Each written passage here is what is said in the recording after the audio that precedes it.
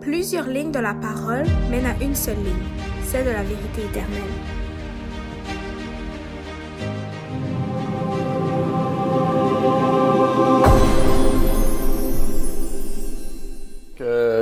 Salut encore une fois à tous et à chacun. Donc, bienvenue aussi à ceux et celles qui sont avec nous aujourd'hui, donc qui n'ont pas l'habitude d'être présents avec nous. Donc, je souhaite déjà bon sabbat à ceux, donc à ces gens-là. Donc, à ceux aussi peut-être qui étaient présents, qui ont peut-être manqué d'Internet, ça peut arriver. On espère que ça puisse aller mieux pour eux, que tout puisse se rétablir et qu'ils puissent être présents aussi pour le partage du jour, qui sera la doctrine du Saint-Esprit, partie 2. Donc, il y a 2 semaines, on a parlé de la première partie. On avait établi le sujet, établi un peu aussi qu'est-ce que c'était le Saint-Esprit, qui était-il. C'est une question auquel beaucoup de chrétiens se posent. Okay? La Bible nous dit un peu que c'est un mystère, on pourrait dire pas de qui il est, mais surtout de comment il est, comment il peut travailler en nous de sa façon. On ne peut pas comprendre parfaitement, oui, le sujet du Saint-Esprit, mais la Bible nous donne des idées claires, des réponses claires et les réponses nécessaires pour savoir comment, en fait, on peut recevoir cet Esprit en nous. Comment on peut recevoir Jésus-Christ en nous. Parce que, justement, Jésus-Christ travaille par son Esprit. Il travaille par son Esprit en ce moment, puisqu'il n'est pas physiquement avec nous. Et aujourd'hui, donc, on va aller un peu plus en profondeur. On va étudier certains passages de la Bible, même des textes de l'Esprit de prophétie qu'on va utiliser pour vraiment clarifier ce sujet-là. Et vraiment, on va essayer de voir. Donc, des sujets un peu plus confus, des sujets un peu plus difficiles, auxquels on pourrait me dire mais qu'est-ce que tu dis, c'est faux, regarde, ce texte-là et ce texte-là dit ça, et ça ne marche pas avec ce que tu dis. Et donc, on va prendre la Bible, parce que la Bible ne peut pas se contredire. La Bible ne peut pas dire une chose puis dire une autre chose qui est contraire à celle-ci. La Bible s'harmonise ensemble et il n'y a aucun texte qui est, on pourrait dire, confus ou difficile. Vraiment, il faut le reprendre aussi des fois à un certain niveau, à la compréhension que le monde avait à l'époque aussi. Hein, des fois, dans notre étude moderne de la Bible, on le reprend selon les termes qu'on utilise aujourd'hui et on en perd le sens. Et on en perd aussi ce que le texte voulait nous dire.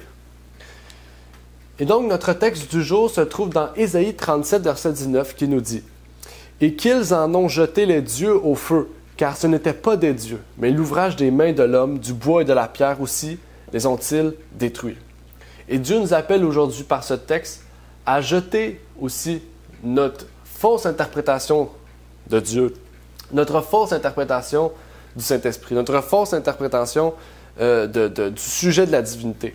Et d'en faire de la même façon que justement le peuple ancien d'Israël ont fait, parce que comme vous le savez, certaines tribus sont tombées idolâtres et Dieu les a ramenées dans le droit chemin. Et Dieu nous appelle aussi à revenir à la source véritable donc, du christianisme, à savoir la parole de Dieu. Donc aujourd'hui, je vais commencer par une prière. Puis par la suite, on va directement entrer dans le vif du sujet. Parce que là, il est déjà 11h17. Donc les témoignages ont pris un peu plus de temps et c'est pas grave parce que Dieu nous donne l'opportunité de témoigner de sa grandeur, de ce qu'il a fait au cours de sa vie, au cours de notre vie. Et donc aujourd'hui, on va prendre le temps d'étudier puis je vais essayer de ne pas m'étaler trop longtemps pour le sujet du jour. Donc prions.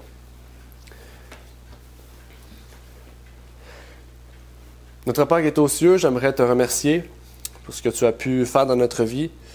Au cours de cette semaine, tantôt on a eu plusieurs témoignages, des témoignages gratifiants. On a pu parler de personnes, de sujets auxquels, en ces temps-ci de la vie, Seigneur, on voit à quel point c'est grand, que ce soit la dépression, que ce soit l'anxiété, le stress. Toutes ces choses-là, Seigneur, sont des choses qui sont dans les gens aujourd'hui.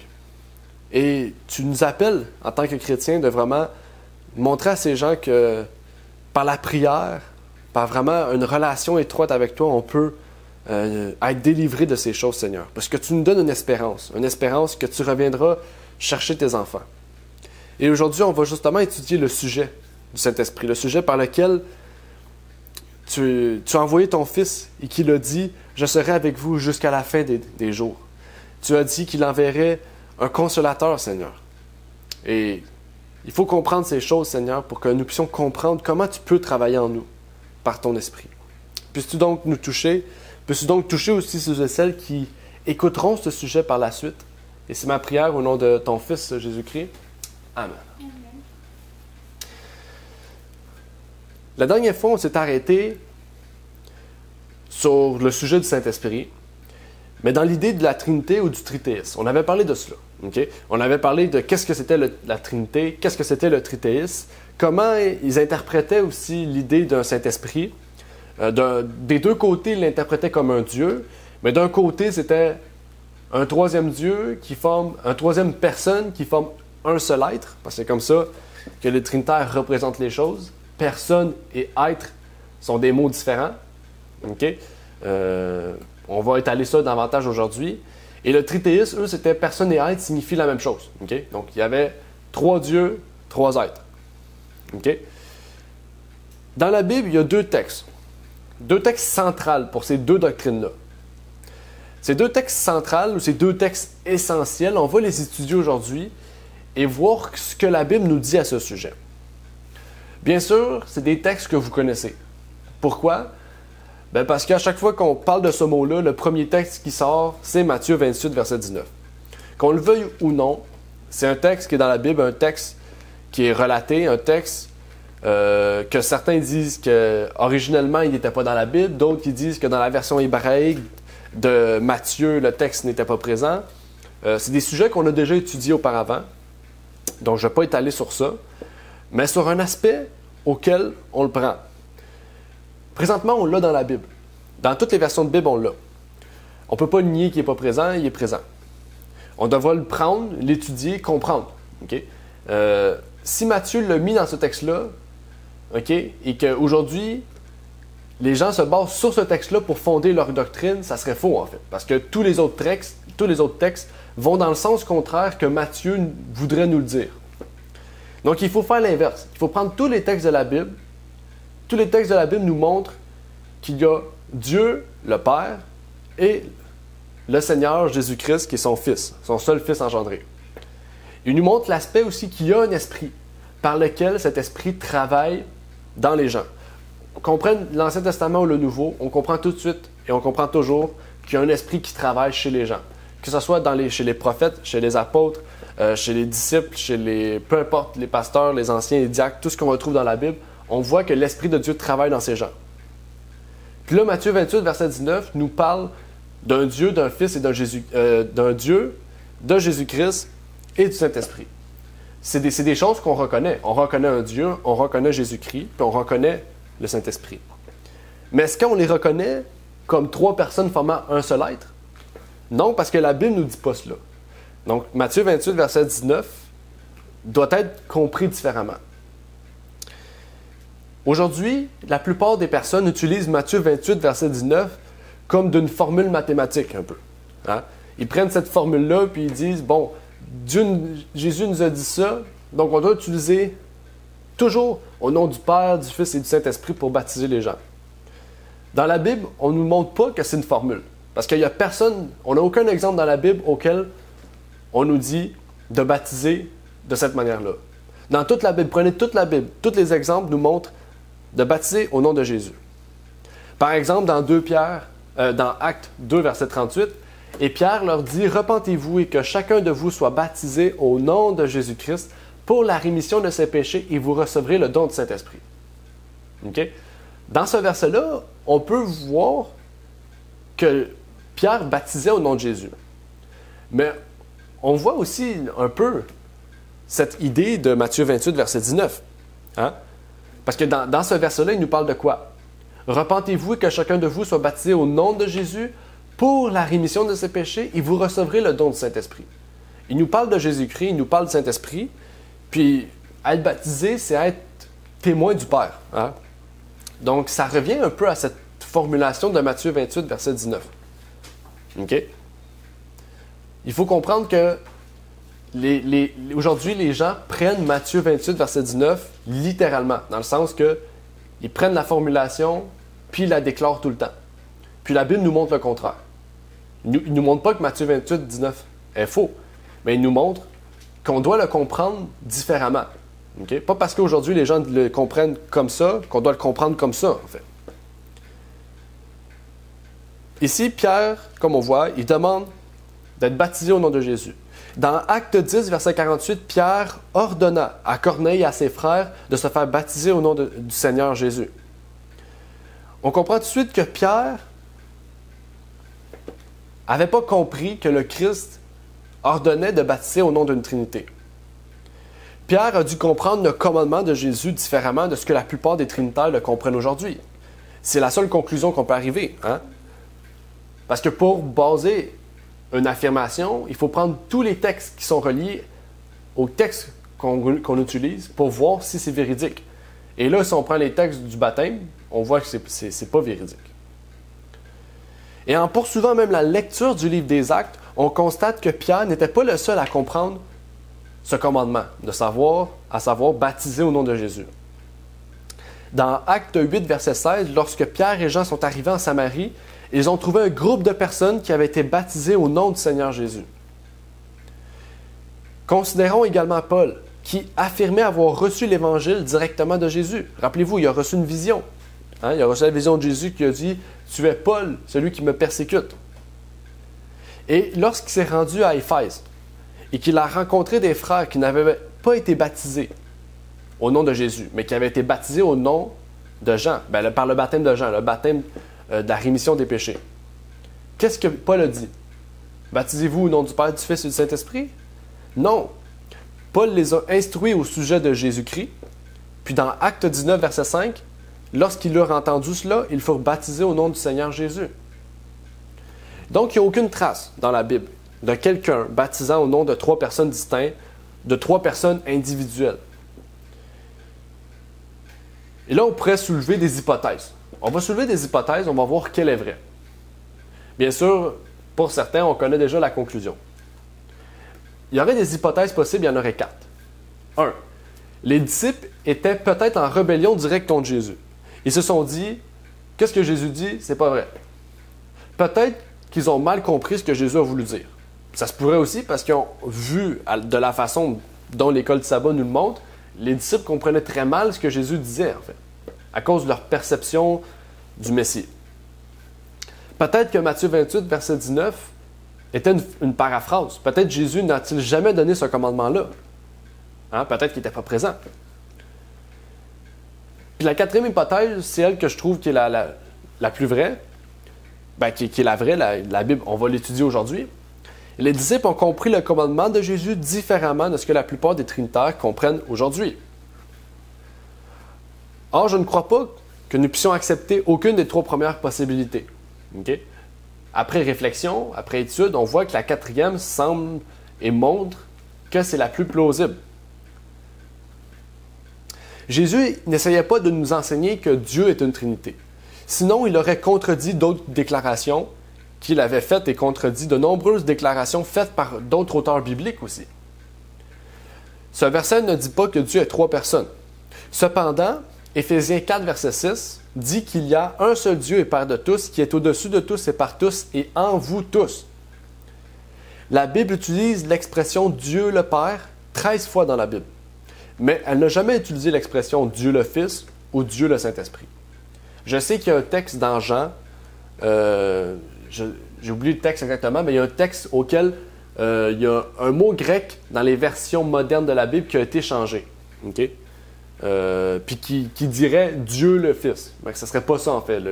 Si on utilise les vieilles versions comme Osterval ou Martin ou King James, on voit que le mot grec est différent du mot utilisé aujourd'hui. Parce que le manuscrit de base est différent. Okay? Donc je ne vais pas revenir sur ça, mais vous pourrez aller fouiller dans Jean, vous verrez ce texte-là. Puis aussi, logiquement, pour baptiser au nom d'une personne, il faut les noms des personnes. Pour baptiser littéralement quelqu'un au nom d'une personne, il faut connaître justement son nom. Par exemple, Dieu, on peut l'appeler Yahvé, Jéhovah, Yeshua. C'est le nom personnel du Père. Jésus, c'est Yeshua ou un autre orthographes similaires. Donc, on reprend ça. OK? Pour Dieu le Père, on a le nom Yahvé ou Jéhovah. Puis pour Jésus, on a Yeshua ou des orthographes similaires. OK? Donc, parce qu'il y a différents mots après ça selon la langue qui peut être changée. Donc, on comprend. OK? Jésus, c'est un nom. OK? Dieu le Père, on l'appelle Yahvé, on l'appelle Jéhovah. C'est des noms personnels, des noms auxquels on peut se retrouver, se rattacher. OK? Moi, mon nom, c'est Olivier. OK? On va pas m'appeler l'âme. Vous comprenez? OK? Parce qu'en fait, c'est ça. On pourrait m'appeler poussière. On pourrait appeler tous les hommes poussière. On est tous des poussières. Mais est-ce que ça me définit comme moi en tant que personne personnelle? Non. Mon nom personnel, c'est Olivier. On me reconnaît par Olivier. Ben, c'est la même chose pour le Saint-Esprit. Saint-Esprit, Dieu a un esprit, Jésus a un esprit, nous avons tous des esprits, mais est-ce qu'on m'appelle esprit? Non. La même chose, en fait, que dans l'aspect de ce texte-là. Pour baptiser au nom du Père, du Fils et du Saint-Esprit, il faut connaître le nom des 3 personnes. On connaît le nom des 2 premiers, mais le nom du Saint-Esprit ne se retrouve pas dans la Bible. OK? En fait, le mot Saint-Esprit vient du fait que l'Esprit à qui appartient cette personne est sainte. OK? Dieu est saint, Jésus est saint, donc l'Esprit est saint. Mais Saint-Esprit, ce n'est pas un nom d'une personne. C'est comme un adjectif qu'on ajoute à la démonstration d'une caractéristique, en fait. Donc, en reculant cela, on voit tout de suite que Jésus ne donnait pas une formule spécifique de mots à réciter par le prédicateur lors d'un baptême. En fait, il n'y a pas de formulation biblique telle qu'on connaît dans la Bible. La Bible nous dit juste de baptiser au nom de Jésus. Mais elle ne nous donne pas une formule déjà écrite auquel tous les prédicateurs ou toutes les personnes doivent baptiser. On le sait parce que tous les exemples enregistrés de personnes baptisant après que ce commandement a été donné, Matthieu 28, verset 19, montrent que leur baptême a été effectué au nom de Jésus. Et il ne serait pas possible de baptiser littéralement au nom propre du Saint-Esprit parce que la Bible n'a fait aucune mention de ce nom. Et c'est une invitation que j'aimerais vous faire aussi dans notre série d'études bibliques qu'on a faite il y a déjà plusieurs, je pense que c'est au mois de juillet qu'on a fait ça, même un peu avant, sur le baptême. On a fait 5 études sur le baptême. On a parlé spécifiquement de Matthieu 28, verset 19, okay? De son origine historique, etc., de voir est-ce que c'est vrai qu'il y a un texte hébreu, est-ce que la compréhension de ce texte était différente auparavant.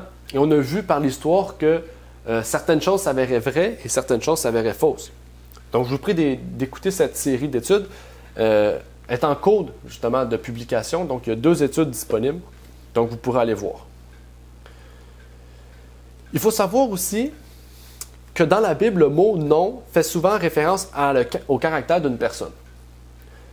Okay? Le nom de Jacob a été changé en Israël parce que son caractère avait changé. Le nom de Simon a été changé en Pierre. Le nom de Saül en Paul.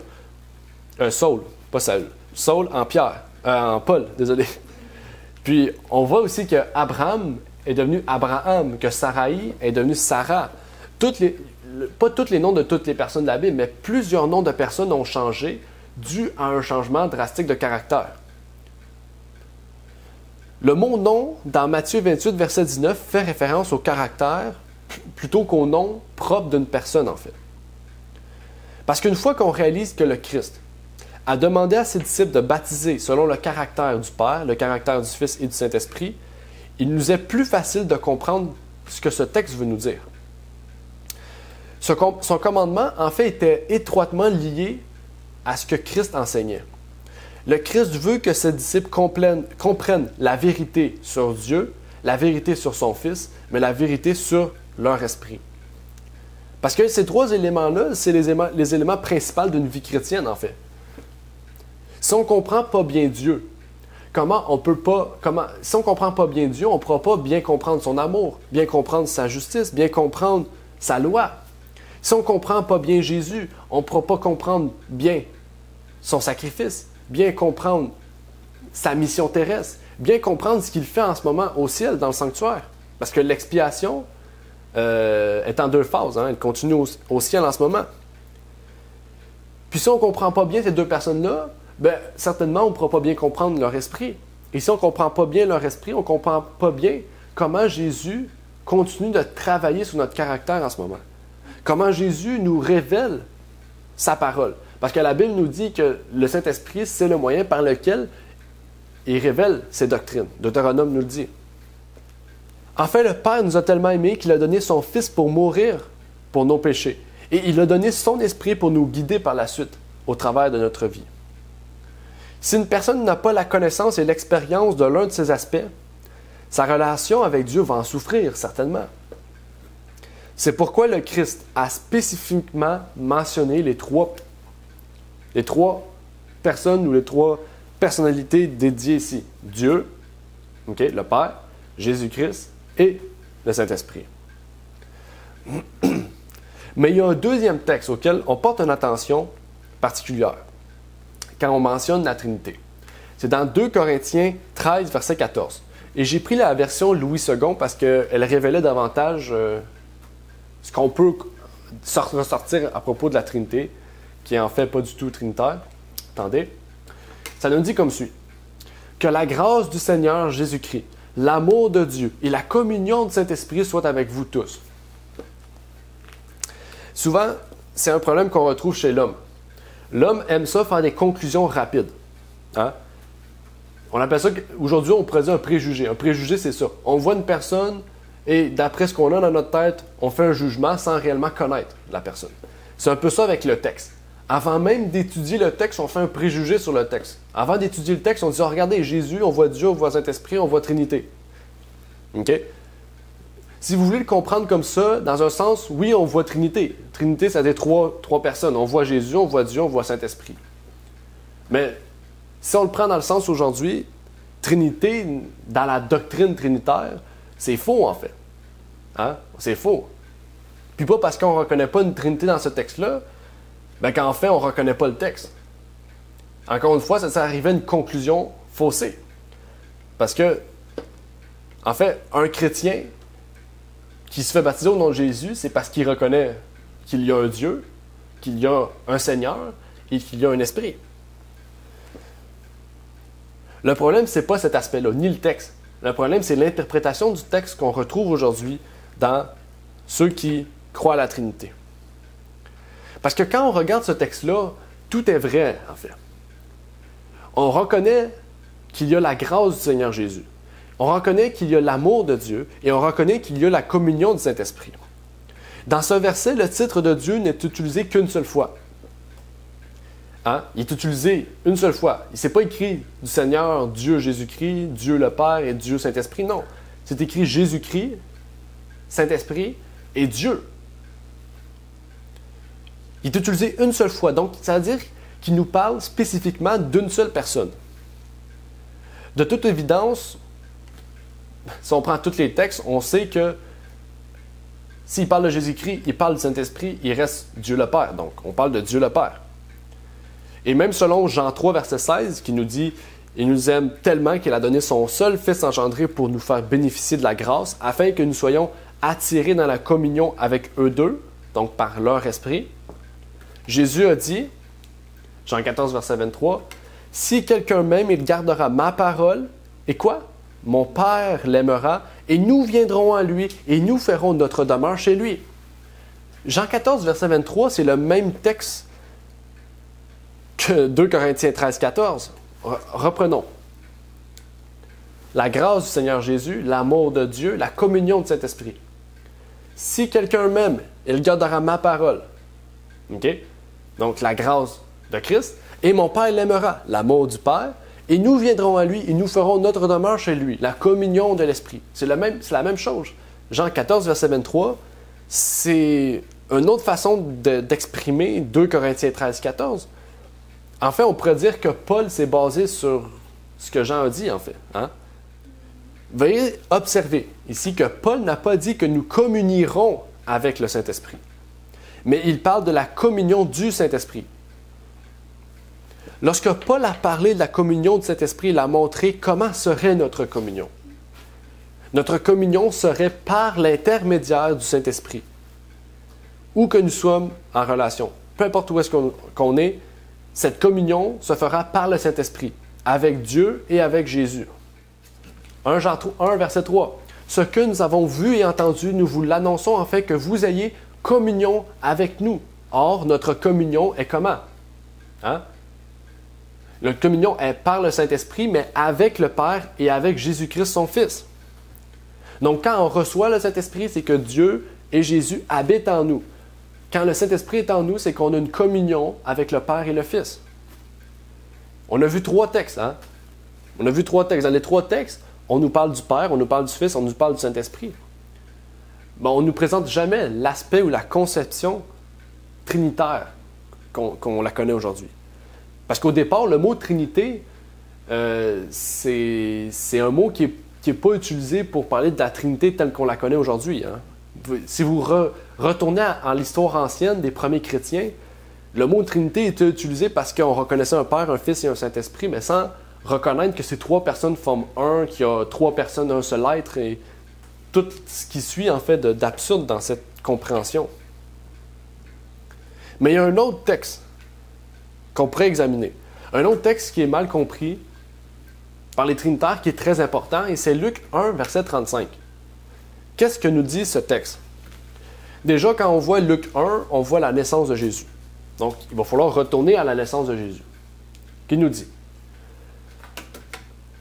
L'ange lui répondit, « Le Saint-Esprit viendra sur toi et la puissance du Très-Haut te couvrira de son ombre. C'est pourquoi le Saint-Enfant qui naîtra de toi sera appelé Fils de Dieu. » Les pionniers adventistes, par leurs écrits, ont réalisé que ce texte n'était pas compatible avec la doctrine trinitaire. Ils ont compris que si le Saint-Esprit est coégal et coéternel, une personne à tous les égards que Dieu et le Christ sont, alors Jésus ne serait pas le Fils de Dieu le Père. Comme les Écritures le disent clairement, mais plutôt le Fils du Saint-Esprit, parce que ça dit le Saint-Esprit viendra sur toi, et ça dit après ça, le Saint-Enfant qui naîtra de toi sera appelé Fils de Dieu, ça serait le Fils du Saint-Esprit. Hein? Parce que le Saint-Esprit est une personne. Et, logiquement, s'il est une personne, c'est que Jésus ne peut pas être le Fils de Dieu, mais le Fils du Saint-Esprit. Mais là, c'est différent. Si on comprend le Saint-Esprit comme étant le moyen par lequel on communie avec le Père, alors c'est logique que Jésus soit le Fils de Dieu. Je vous prie d'aller voir une lettre de H.W. Cottrell avec Leroy Froome du 16 septembre 1931. Il discute de cette question-là. Mais en fait, bien que cela ne soit pas indiqué dans la version Darby, le mot « chose » est un mot fourni. Dans les autres versions françaises, on dit « toi ». Le Saint-Enfant qui naîtra de toi. Mais dans plusieurs autres versions, on dit le Saint-Enfant qui naîtra de cette chose. On parle d'une chose. C'est comme si c'était impersonnel, en fait. Et ce qu'il faut comprendre ici, c'est que l'adjectif « saint » est du genre neutre. Et le même adjectif « saint » est utilisé au début. Hein? On dit « le Saint-Esprit ». Esprit ici qui est en grec pneuma. Pneuma, c'est le mot grec pour esprit en général. Mais par conséquent, le mot manquant à modifier dans le second usage sera plutôt esprit que chose. Le verset aurait alors plus de sens.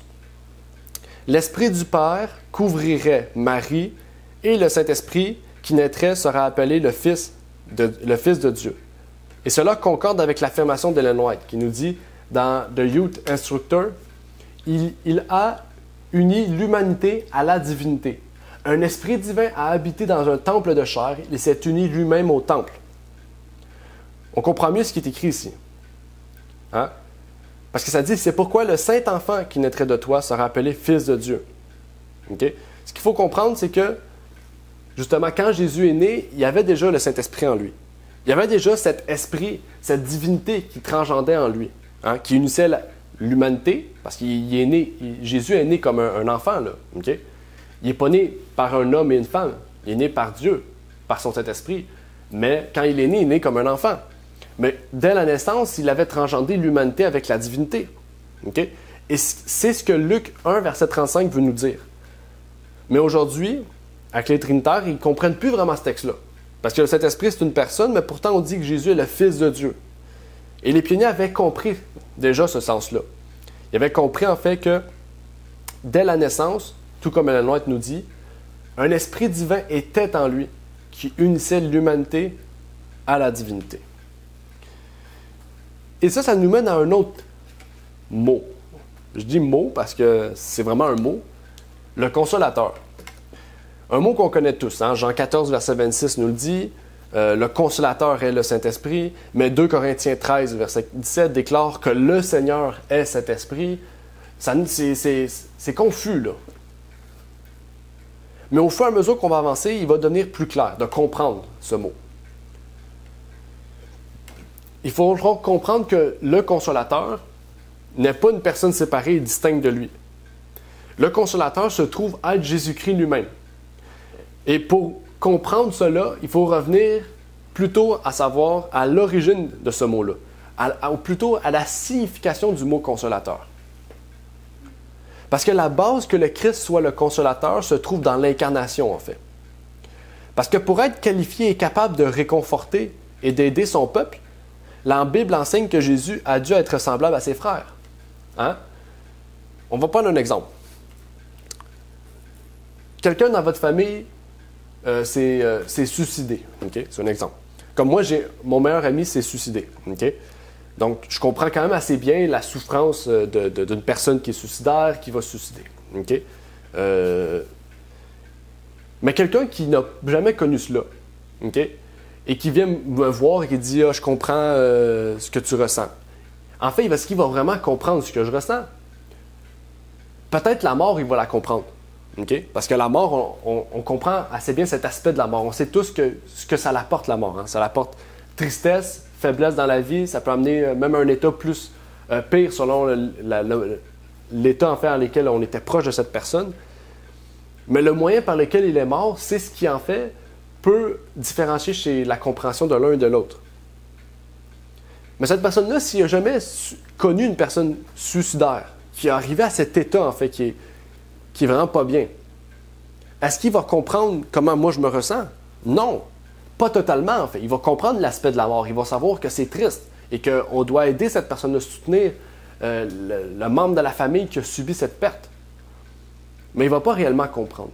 Mais en fait, Jésus, c'est la même chose. Comment le Saint-Esprit peut nous consoler s'il serait une personne, s'il n'a pas vécu comme moi j'ai vécu, comme vous avez vécu?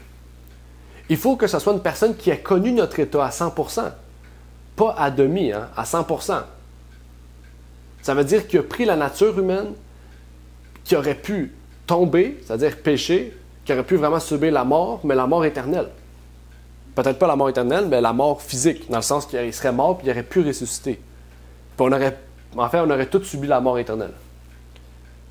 Il a fallu quelqu'un de semblable à nous, c'est-à-dire parfaitement semblable dans tous les aspects de la vie, mis à part qu'il a connu le péché. Et on nous dit que la seule personne qui a subi la même chose que nous, c'est Jésus-Christ. Dans Hébreux 2, versets 9 à 11, on nous dit « Mais nous voyons couronné de gloire et d'honneur ce Jésus qui, par la mort qu'il a soufferte, a été fait un peu inférieur aux anges, afin que par la grâce de Dieu, il souffrit la mort pour tous. En effet, il était, comment? Convenable que celui pour qui et par qui sont toutes choses, voulant amener à la gloire plusieurs enfants, rendit parfait le prince de leur salut par les souffrances. Car tous, et celui qui sanctifie, et ceux qui sont sanctifiés relèvent d'un seul. C'est pourquoi il n'a point honte de les appeler frères. Souvent on dit, bon, Jésus nous appelle frères parce qu'il veut qu'on soit amis avec lui, il veut qu'on soit proche de lui. Mais Jésus nous appelle frères parce qu'il était frère sur terre avec nous. Hein? Frère, pas seulement frère dans le sens, on est deux humains, non, frère de chair, frère de vie aussi. Là. Il a vécu parmi nous. Il peut se considérer frère parce qu'il a vécu la même chose que nous. C'est un mot puissant. OK? Regardez l'ange Gabriel, par exemple, au chapitre 19 d'Apocalypse. Il n'a pas dit qu'il était frère. Il a dit compagnon de service. Hein? Pourquoi? Parce qu'il n'a pas vécu la même chose que nous. Mais il veut faire le même travail que nous. Les anges travaillent pour Jésus, pour Dieu. Et nous, on travaille pour Jésus et pour Dieu, hein, les chrétiens. Donc, les anges sont compagnons de service, mais ils ne sont pas frères. Jésus a une relation plus étroite avec nous que les anges, en fait. Parce que Jésus a vécu la même chose que nous. Et le mot convenable, c'est un mot important à comprendre. Convenable, c'est pas parce que Dieu et Jésus, ils étaient convenus que Jésus venait sur terre. C'est plus puissant. Le mot convenable au verset 10 vient du mot grec prépo. Prépo, ça veut dire être saillant, être bienséant, être convenable. Et Paul déclare dans Hébreux 2, verset 10, qu'il est convenable, on pourrait dire approprié, adapté, bienséant, saillant ou juste pour Dieu de rendre Christ parfait par les souffrances. Okay? Donc le mot convenable, c'est un mot puissant. Et si on continue dans Hébreux 2, versets 14 et 16, on peut lire quelque chose d'encore plus profond. Puis donc, que les enfants participent de la chair et du sang, il y en a aussi de même participé afin que par la mort il détruisit celui qui avait l'empire de la mort, c'est-à-dire le diable. Amen. Jésus a repris le flambeau. Okay? Jésus a repris le flambeau. C'est Jésus qui a la clé de la mort et du séjour des morts. Apocalypse nous le dit. Et qu'il délivra tous ceux qui, verset 15, par la crainte de la mort étaient toute leur vie assujettis à la servitude. Car assurément, il n'a pas secouru les anges, mais il a secouru la postérité d'Abraham. Amen. Dans Romains 1, verset 3, Paul dit que Jésus-Christ, notre Seigneur, est issu de la postérité de David selon la chair. Paul ne laisse aucun doute au lecteur sur le fait qu'il y a un sauveur qui est tellement près de nous, en fait, qu'il peut s'appeler frère. Jésus n'est pas à proximité là, par un réseau Bluetooth ou Wi-Fi. Là. Jésus est à proximité totale. Il est un frère. Okay? Il se considère de la même famille que nous, mais à la fois de la famille divine. Hein? Il a uni l'humanité et la divinité ensemble. Ce qui veut dire qu'il peut autant être à la droite de Dieu qu'être notre frère à côté de nous. Ça montre à quel point Jésus a une proximité avec la race humaine. Les versets continuent. C'est pourquoi il a fallu qu'il devint semblable. Comment? En demi-chose, en peu de choses. Non, en toutes choses. Tout, c'est tout. À ses frères. C'est l'humanité, c'est nous, ses frères. Toute personne. Afin qu'il fût un souverain sacrificateur, miséricordieux et fidèle dans les choses de Dieu, pour expier les péchés du peuple. Car ayant été tenté dans ce qu'il a souffert, il peut secourir ceux qui sont tentés. Amen. Et le mot traduit ici, attendez, il faut que je le trouve, mais c'est pourquoi il a fallu qu'il devint, le mot qu'il devint, okay, vient du mot grec ophélo, okay, qui signifie devoir, être engagé, offense, il vous faudrait ou nécessaire. Okay? Donc il a fallu, c'était quelque chose de nécessaire, c'était quelque chose de crucial, c'était un devoir qu'il devait semblable à nous. C'était pas quelque chose, peut-être qu'il devait semblable à nous, mais sur terre, c'est impossible qu'il pêche.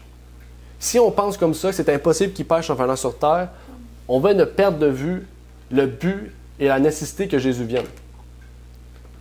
Jésus est venu en tant que frère, ça veut dire qu'il est venu comme nous en fait, vraiment comme nous. Quand je dis comme nous, c'est qu'il est né d'un enfant de la même façon que nous, et il est allé dans la tombe de la même façon que nous, il a souffert comme nous. Il peut vraiment être notre frère.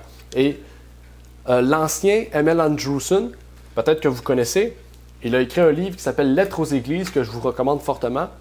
Et il a dit « Si le Christ doit être un grand prêtre miséricordieux et fidèle, Paul dit qu'il lui incombe en toute chose d'être comme ses frères. C'est une obligation. C'est un devoir qu'il doit et qu'il ne doit pas éviter. Il ne peut pas se réconcilier avec les hommes s'il ne prend pas sa place avec eux. Il ne devint pas en toute chose comme eux. Ce n'est pas une question de choix. Il devait, il doit, il est tenu de le faire, il en a l'obligation. Il le devra. C'est ça la signification du mot, ophélia. S'il n'a pas à lutter contre les mêmes tentations que l'homme, il ne peut pas sympathiser avec eux. Celui qui n'a jamais eu faim, qui n'a jamais été faible et malade, qui n'a jamais lutté contre les tentations, est incapable de compartir pleinement avec ceux qui sont ainsi affligés. Exactement. Comme l'exemple que je vous ai donné. Le Christ a participé, non pas physiquement, mais sans l'aspect de la vie humaine, l'expérience humaine, mais il a participé en tout point à l'expérience humaine pour pouvoir nous réconforter. Et ça, c'est une grâce du ciel. Ça, c'est un plan de salut qui est parfait et on voit que ce plan de salut vient de Dieu. Observons attentivement les paroles de Jésus aux disciples, la nuit de sa trahison. Dans Jean 14, 15 à 18, « Si vous m'aimez, gardez mes commandements, et je prierai le Père qui vous donnera un autre consolateur pour demeurer éternellement avec vous. L'Esprit de vérité, que le monde ne peut recevoir parce qu'il ne le voit point et ne le connaît point. Mais vous, vous le connaissez, parce qu'il demeure avec vous, et qu'il sera en vous. Je ne vous laisserai point orphelins, je viens à vous. » Donc ici, on voit, il y aurait une contradiction ici. Je vous envoie un autre consolateur pour qu'il soit avec vous pour toujours. Ça, on comprend. L'Esprit de vérité, que le monde ne peut recevoir et ne peut voir. Nous, on ne peut le voir, mais on peut le recevoir. Parce qu'on connaît qui est Dieu, qui est le Jésus et qui est le Saint-Esprit.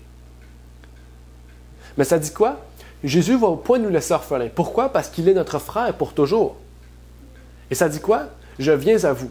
Comment l'Esprit puis Jésus peuvent venir à moi? Si c'est deux personnes.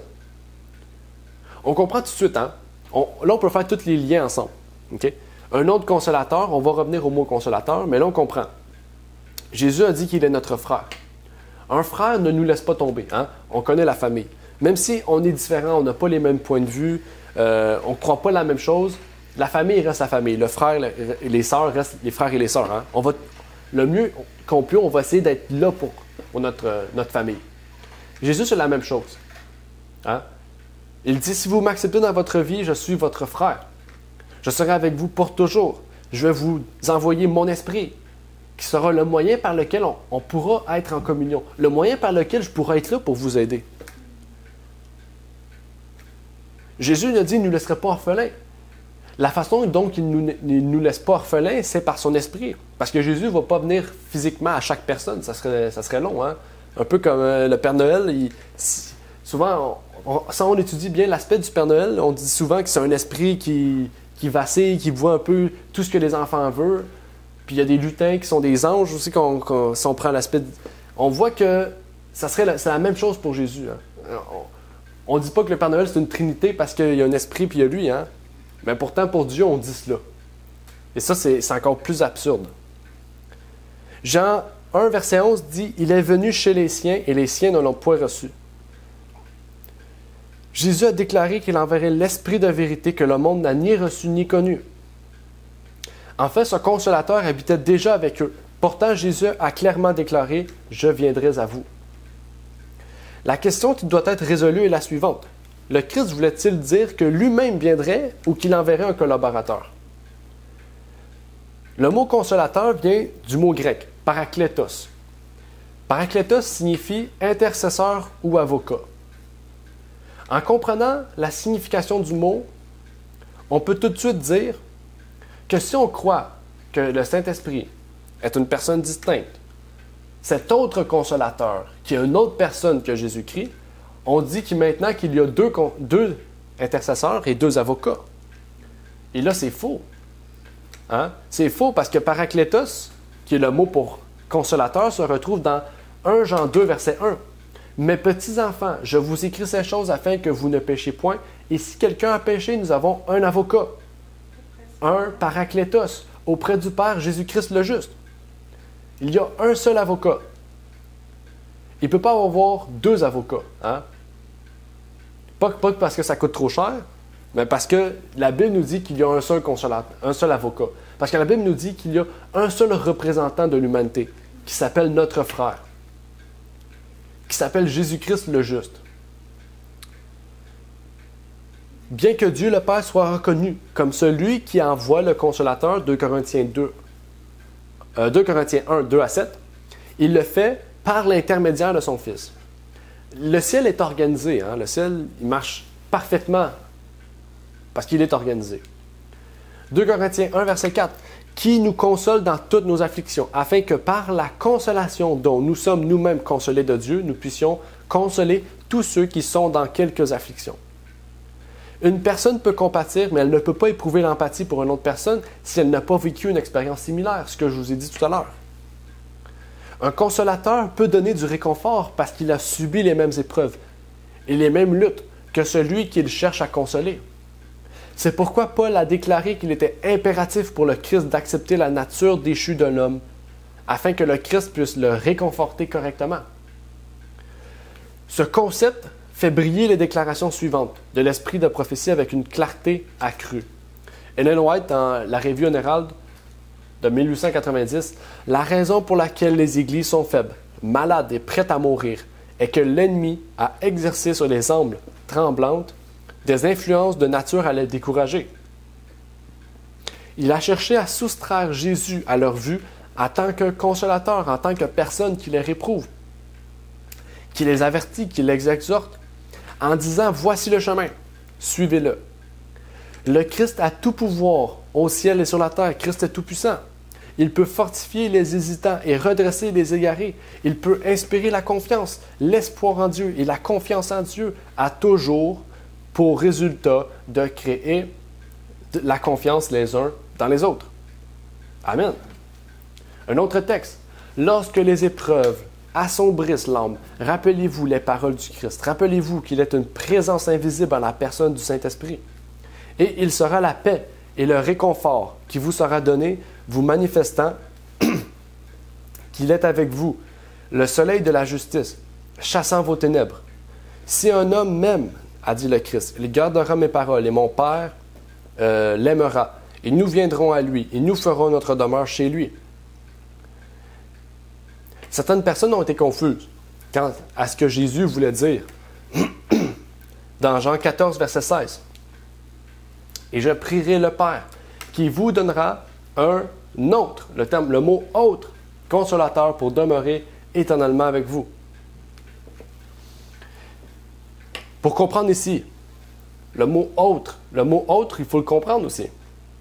Pour exprimer la pensée du Christ, Jean utilise le mot grec allos. Le mot autre en grec est allos, que l'on traduit par un autre, justement.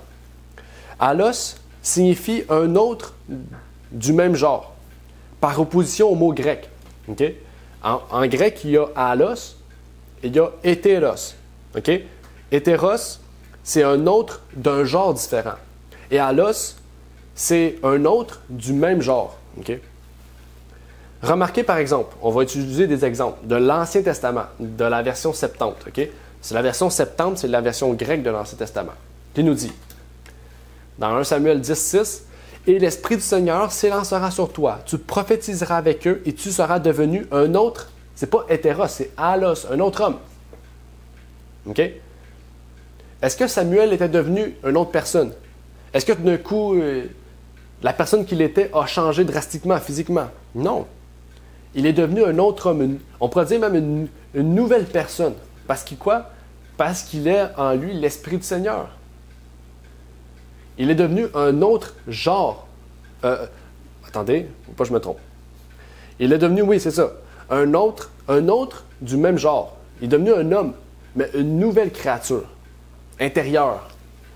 C'est ça que ça veut dire, le mot allos. Et il y a Galates 1, versets 6 et 7, qui est encore plus puissant dans ce sens-là. « Je m'étonne que vous abandonniez si promptement celui qui vous avait appelé à la grâce de Christ, pour passer à un autre, hétéros, évangile. Non qu'il y en ait un autre, allos. Tu vois, le mot autre a deux significations différentes. Mais il y a des gens qui vous troublent et qui veulent pervertir l'évangile de Christ. Ça, ici, on l'a étudié récemment dans l'étude de comment on appelle ça? Du mot hérésie. On avait étudié hérésie parce que hétéros, ça veut dire hérésie aussi. Okay? Quand on enseigne un autre, ça veut dire qu'on prend la Bible et qu'on enseigne un autre évangile, c'est-à-dire quelque chose qui est totalement différent, qui est contraire à ce que la Bible a dit. En fait, tu es hérétique. C'est ça, en fait. Okay? Mais ici, le mot, c'est pas hétéros. Hein? C'est pas un autre contraire à ce que Jésus est. Okay? C'est pas une hérésie. C'est pas un hétéros. Parce que Jésus ici utilise le mot un autre par allos. En fait, Jésus ici voulait dire que le réconfort que les disciples allaient recevoir serait en fait de la même nature que celui qu'il leur avait donné. Recevoir un autre consolateur n'implique pas de recevoir une autre personne différente. En fait, recevoir un autre consolateur, si on prend le mot « allos », c'est recevoir, comme on vient de le voir. Le réconfort des disciples allaient recevoir serait de la même nature. Okay? Celui qui l'avait reçu était de nature divine, ils allaient recevoir un autre consolateur de nature divine. Okay? Pas une autre personne, mais un autre consolateur de nature divine. Okay? Donc là, Jésus était sur terre avec eux, ils avaient reçu le Saint-Esprit parce qu'ils pouvaient faire des guérisons. Puis là, dans le fond, Jésus dit, vous allez recevoir un autre consolateur. Vous allez recevoir un consolateur de la nature divine. Okay? Mais moi, je ne serai plus là. Quand je partirai, ça sera différent. Là. Okay? Ça sera totalement différent. Et en Jean 14, verset 16, Jésus désigne lui-même. Il se désigne lui-même comme le consolateur. Il le fait également dans les versets suivants. Or, personne n'est monté au ciel que celui qui est descendu du ciel, savoir le Fils de l'homme qui est dans le ciel.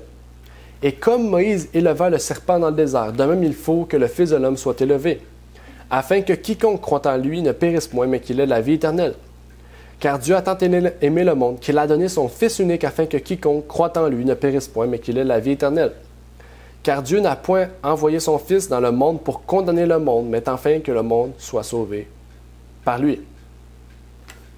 Okay? Jésus ici se désigne comme le consolateur. Okay? Mais c'est à la troisième personne. Okay? C'est pas au je. C'est pas je suis le consolateur. C'est au il. Okay? C'est comme s'il se cite, mais indirectement. Okay? C'est comme si c'est Luc qui citait une personne. Et ça, c'est puissant. Parce qu'on a l'habitude de voir Jésus dire « Je suis le consolateur » ou dire « Je vais vous envoyer un autre consolateur » ou parler directement. Mais ici, c'est indirect. Mais Ellen White lève des points similaires à cela. Quand il dit dans Lettres et manuscrits, « Lorsque par la foi, nous regardons vers Jésus, notre foi perce l'ombre et nous adorons Dieu pour son merveilleux amour en donnant à Jésus le consolateur. » Elle reconnaît Jésus comme consolateur.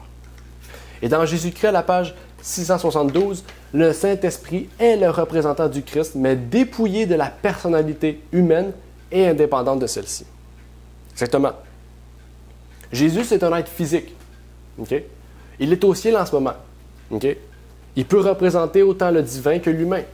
Mais le Saint-Esprit, c'est le représentant de Jésus, mais dépouillé de la personnalité humaine et indépendante de celle-ci. Okay? Donc, c'est le moyen par lequel Jésus peut être omniprésent, en fait. Okay? Être dépouillé, c'est être dépourvu de quelque chose. En fait, on est dépouillé que de ce que l'on a eu, en fait. Hein? Aucun trinitaire n'admettrait que le Saint-Esprit ait jamais eu une humanité qui puisse être dépouillée ou séparée. Il ne peut s'agir que du Christ, comme le montre clairement sa déclaration parallèle. Il se représenterait lui-même. Ellen White dans Manuscript Release, au volume 14, page 23. Ça, c'est une question aussi qu'on pourrait poser. Est-ce que les trinitaires croient que le Saint-Esprit avait une personnalité humaine? Parce que il faudrait dire oui, hein? Il faudrait dire oui.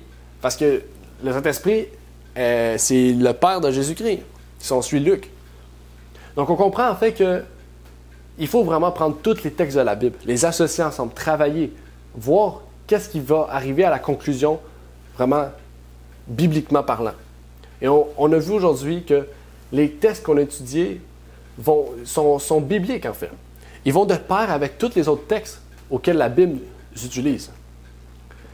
Et ça va nous mener donc à une dernière partie, qu'on aura à voir, je ne sais pas quand exactement, peut-être dans 2 semaines, dans 3 semaines. Et cette dernière partie-là va s'adresser encore une fois à un sujet plus profond encore du Saint-Esprit. Parce qu'on a entré aujourd'hui dans des sujets profonds, dans des textes, dans des mots.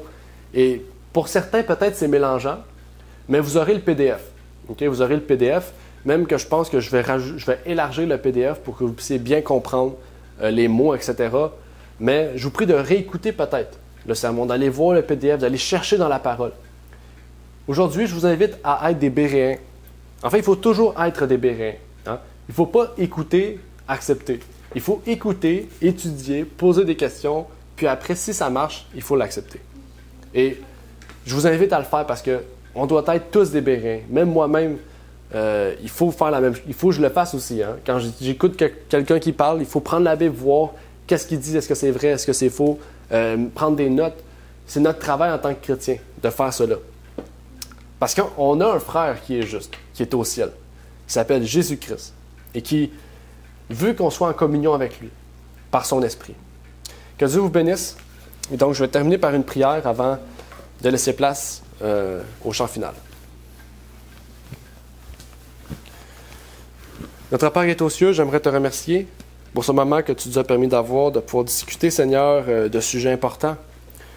Tu nous as montré par ta parole, par ton esprit aussi, Seigneur, parce que ton esprit, d'après Deutéronome, est le moyen par lequel nous pouvons comprendre les doctrines de la Bible. Tu nous permets de comprendre comment est Jésus-Christ, comment est le Saint-Esprit.